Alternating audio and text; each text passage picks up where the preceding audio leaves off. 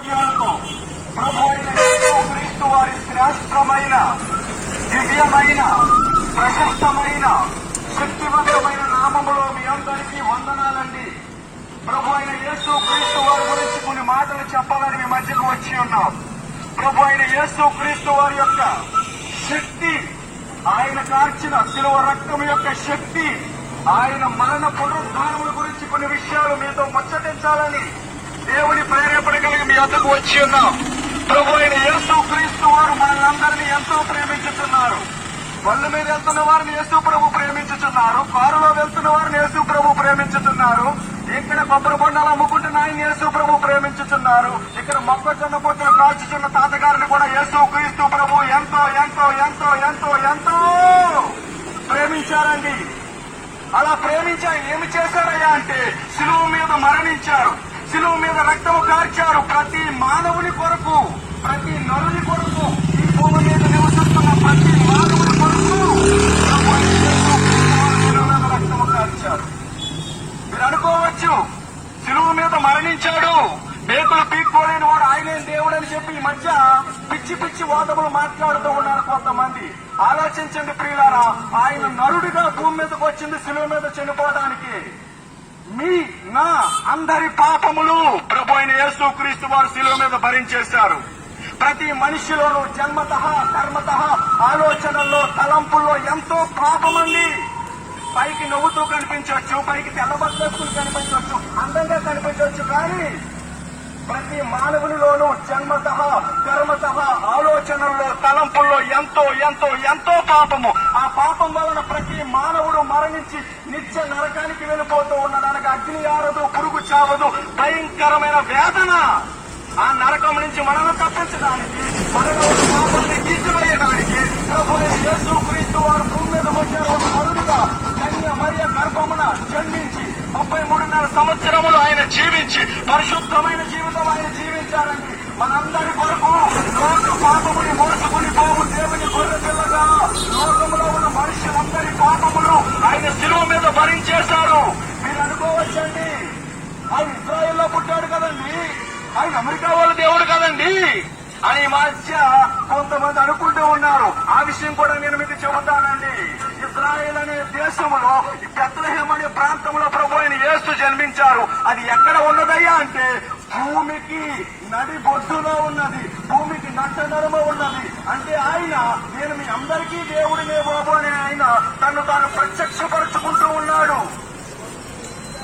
భూమికి నడిబొడ్డున మీరు కావాలంటే మీ దగ్గర వరల్డ్ మ్యాప్ ఉంటే తీసి చూసుకోవచ్చు, నెట్ లో కూడా సెర్చ్ చేసుకోవచ్చు. ఏమిటంటే what is the centre of the world అని మీరు కొడితే వరల్డ్ మ్యాప్ అని కొట్టినా పర్వాలేదు. కరెక్ట్ గా ఆసియాకి ఆఫ్రికాకి మధ్యలో యూరోప్కి దగ్గరలో ఈ యెరూషలేము అనే ప్రాంతము లేదా ఈ బెత్లెహేమ్ అనే ప్రాంతము కనబడుతూ ఉన్నది. అక్కడ జన్మించారండి ప్రభు అయిన యేసుక్రీస్తు.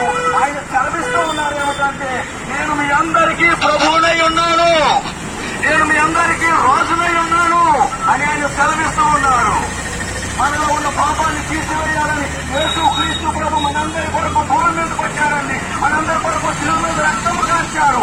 ఆయన యొద్దకు వస్తేనే మన పాపాలు క్షమించబడతాయి. ఆయన యొద్దకు వస్తేనే ఆయన రక్తంతో మనల్ని కడుగుతాడు, మనల్ని పరిశుద్ధపరుస్తాడు, మనల్ని రక్షిస్తాడండి.